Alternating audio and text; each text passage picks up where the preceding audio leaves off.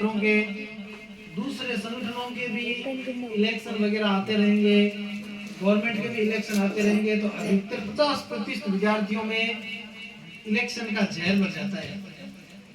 उससे अपन को कतई दूर रहना है, नजदीक जाना ही नहीं है। जब तक पढ़ते रहो, इलेक्शन नाम की चीज से तो नफरत करना है, क्योंकि अपने देश का लोकतंत्र बहुत अच्छे तरीके से बनाया हुआ है, लेकिन आजकल ये सोशल मीडिया है, उस पर अनजान लोग, अज्ञानी लोग इस लोकतंत्र पर न जाने कितने कितने कमेंट्स लगाते हैं और इसको गलत दिशा में ले जाने का प्रयास करते हैं। तो पहले अपन को समझना है कि लोकतंत्र क्या है, लोकतंत्र क्या है, हमारे देश की हिस्ट्री क्या है। जो भी आपका सब्जेक्ट है, आप कला वर्ग से हैं सभी, तो कला वर्ग में पॉलिटी, हिस्ट्री और हिंदी साहित्य, कुमार विश्वास का नाम सुना होगा आपने, कभी वीडियो देखा होगा, कितना मतलब प्रसिद्ध महान कवि है। यही हिंदी साहित्य पढ़ के वहां तक पहुंचे हैं। उनको उनके वीडियो यदि अपन देखते हैं तो देखते देखते रह जाते हैं, क्या शब्द है उनके, यानी उनके शब्दों को सुनकर ऐसा लगता है कि दुनिया में किताबों से बढ़कर और कुछ भी नहीं है। तो इंसान, आपके पास सब कुछ है, अरे आपने अपने यही हिंदुस्तान पर आपने सुना होगा भगवान पुरुषोत्तम श्री राम, जिनको निर्वस्त्र करके घर से निकाल दिया था, वनवास दे दिया था, उनके पैरों में चप्पलें नहीं थी, एक भाई स्वयं और पत्नी के सिवाय कोई नहीं था साथ में, और उन्होंने कभी सोचा था क्या कि मैं रावण को हरा पाऊंगा?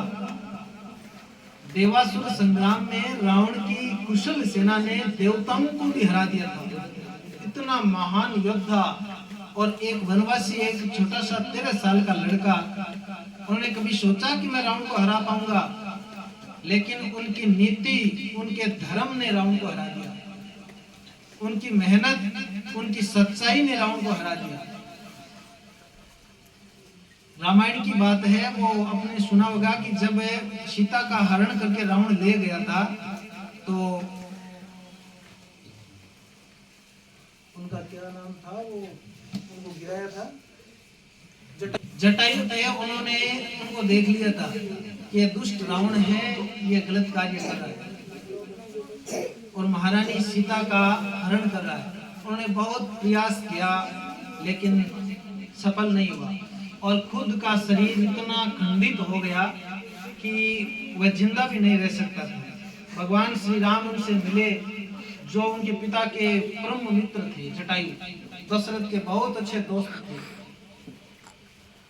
तो भगवान श्री राम ने कहा कि महाराज, आप स्वर्ग में जाकर ये बात मेरे पिताजी को मत बता देना कि सीता का हरण रावण करके ले गया था, उनकी आत्मा कितनी दुखी होगी। तब जटायु ने कहा कि मैं उनको ये बात नहीं बताऊंगा, लेकिन आपको उन रावण का बदला लेना है और उनकी कुनीति को हराना है। भगवान श्री राम ने कहा कि यदि मैं सच्चाई के रास्ते पर चलता रहूंगा, मैं धर्म के रास्ते पर चलता रहूंगा, तो रावण एक दिन खुद आकर मेरे पैरों में गिरेगा और खुद रावण जाकर वहां बताएगा मेरे पिता को कि मैंने बहुत गलत किया। और एक दिन भगवान श्री राम ने उन 3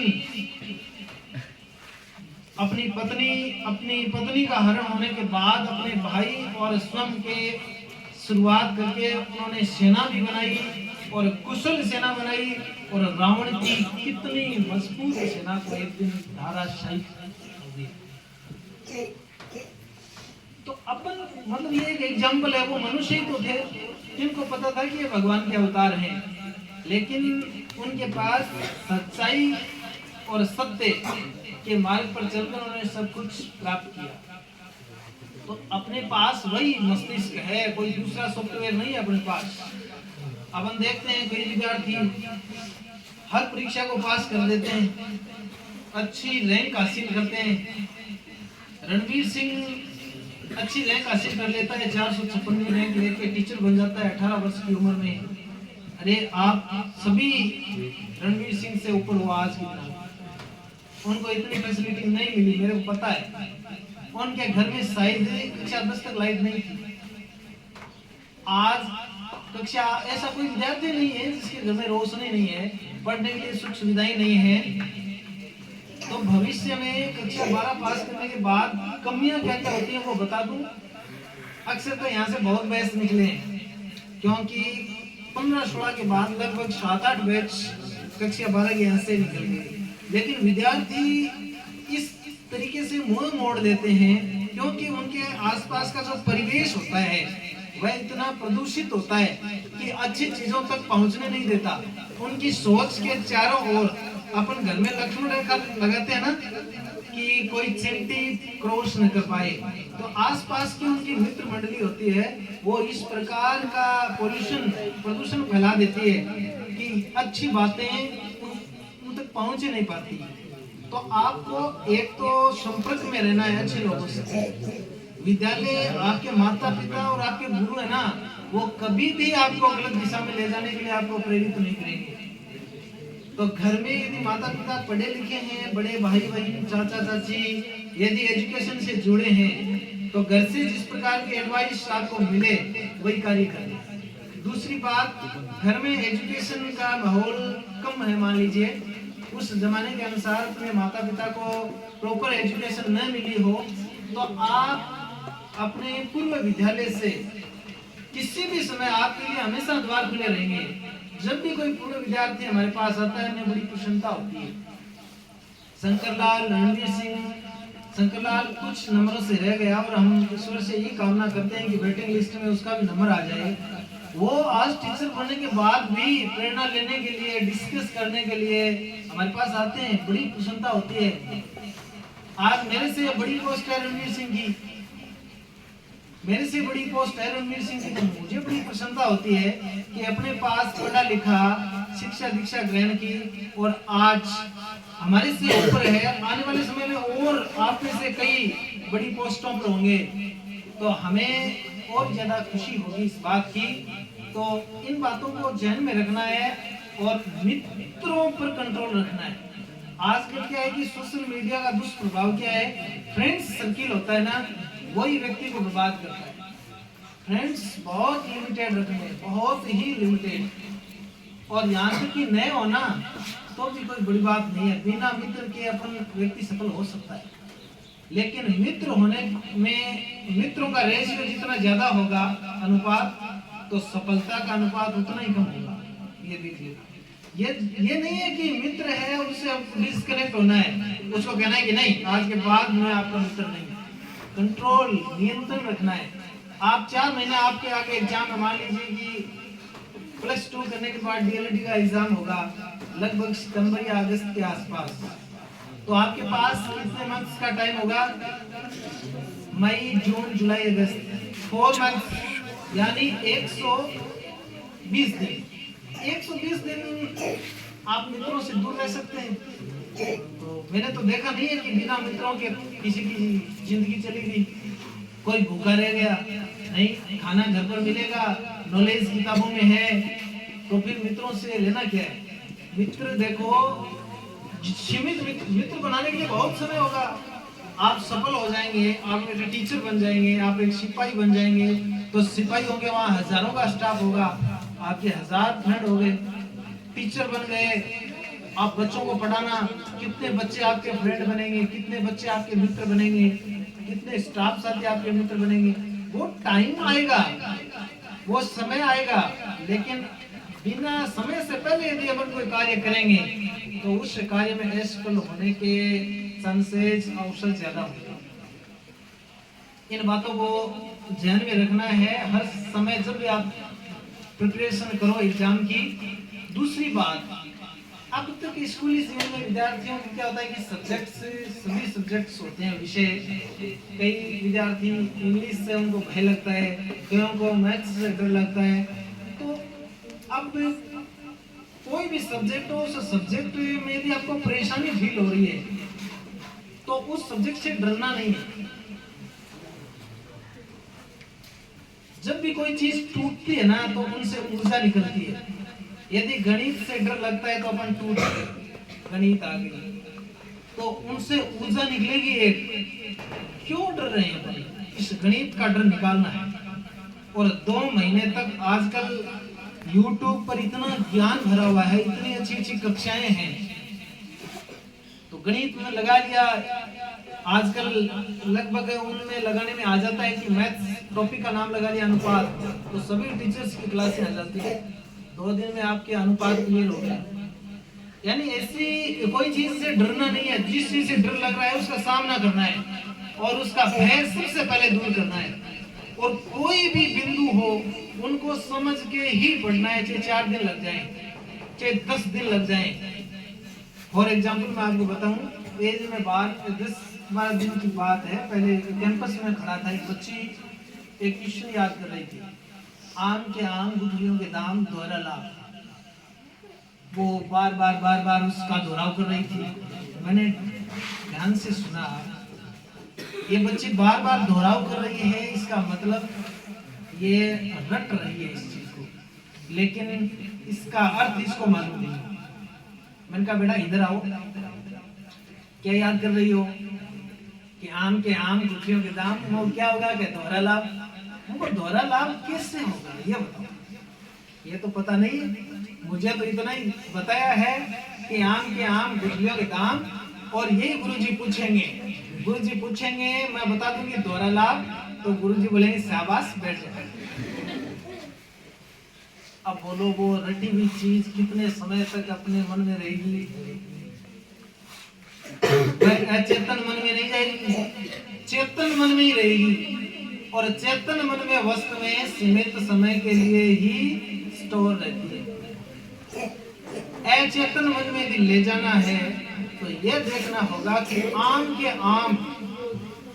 आम लाए पिताजी बाजार से और आम खा लिए, अंदर से गुठलियां निकली, उन गुठलियों को भी बेच दिया, उनके भी पैसे हो गए और आम भी खा लिया। गुठलियों का भी प्रयोग हो गया और आम का भी प्रयोग हो गया। दोहरा लाभ हुआ या नहीं? मैंने उस बच्ची को बताया। अब मेरे को पता है कि वो क्वेश्चन जिंदगी भर वह बच्ची नहीं भूलेगी, क्योंकि ये बात है उसके अचेतन मन में संग्रहित हो गई। और कंपटीशन एग्जाम होता है, बड़ी परीक्षाएं होती हैं, तो पेपर बनाने वाले मूर्ख आदमी नहीं होते, महान पुरुष होते हैं। वो इसी प्रकार की विषय वस्तुओं का चयन करते हैं कि बच्चे को इसका आधारभूत ज्ञान है या नहीं। तो अपन को कंपटीशन में कूदना है, उससे पूर्व समय लग जाए 2 महीने की जगह 6 महीने लग जाए, लेकिन नदी पढ़ना है सबसे पहले। तो नदी को पूरा समझना है कि नदी होती क्या है, कहां से कौन सी नदी निकलेगी। मैप के ऊपर ये मध्य प्रदेश से निकलती है, ये इसकी सहायक नदी है। सहायक नदी क्या होती है? अब रट लिया सहायक नदी, सहायक होती क्या है, ये पूरी चीजें क्लियर करनी है। एक विद्यार्थी अपने, मैंने मेरे जीवन में एक ही विद्यार्थी ऐसा देखा है, कमला सुतार। जब मैं पढ़ाता था तो उस बच्ची की एक आदत थी, कोई भी चीज उसकी समझ में नहीं आ जाए तब तक प्रश्न पूछती रहती थी कि ये चीज, और समझ में आ गई तब उसका पीछा छोड़ती थी। एक विद्यार्थी की सबसे बड़ी पहचान होती है, एक अब संज्ञा याद करते हैं बच्चे, व्यक्ति वस्तु स्थान आदि के नाम को संज्ञा कहते हैं। और बड़ी परिभाषा याद करते हैं तो गुण स्थान आदि के नाम को भी कहते हैं, ये जोड़ लेते हैं।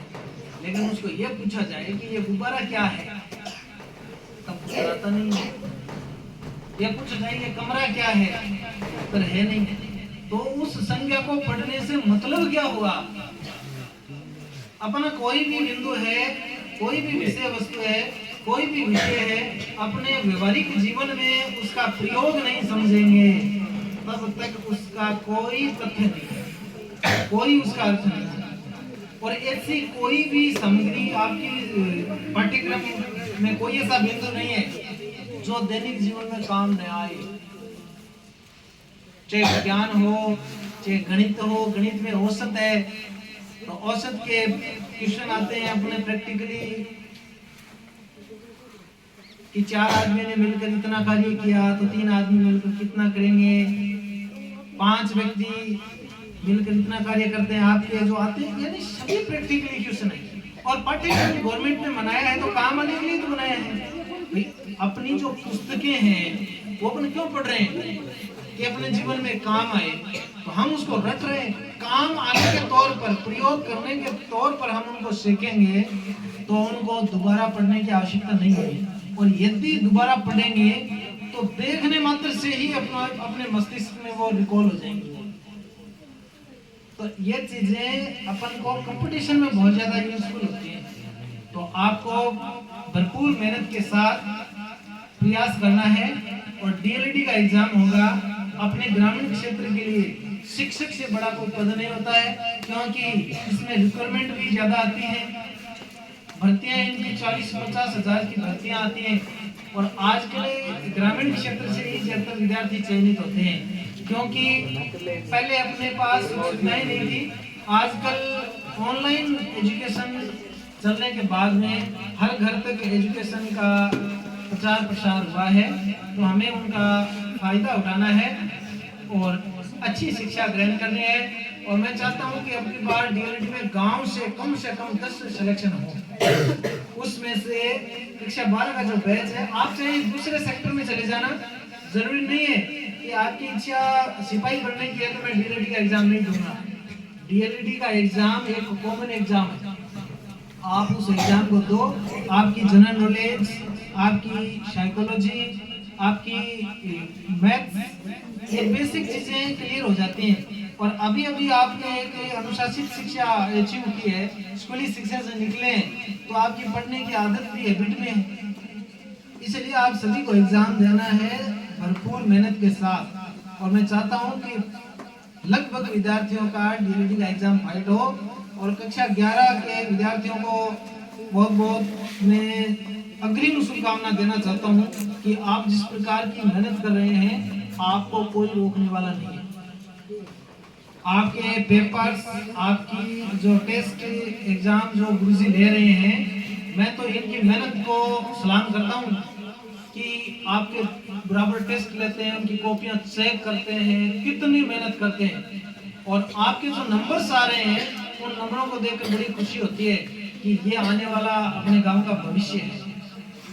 कहीं जाकर देख लो, आपकी जिस प्रकार की परफॉर्मेंस है बहुत काबिले तारीफ है। ये मैं आपकी कोई बड़ाई नहीं कर रहा हूँ, रियलिटी बता रहा हूँ। इसी पथ पर यदि आप चलते गए तो आपकी सफलता निश्चित ही नहीं 100% श्योर है, कोई रोकने वाला नहीं है। अंत में बालक जो अपने हाथों में उपहार लिए हुए हैं, उनको बहुत बहुत धन्यवाद देना चाहता हूँ, जिन्होंने अपने बड़े भाइयों के प्रति कितना स्नेह प्रदर्शित किया है, घर वालों को कितने दिन से परेशान किया है।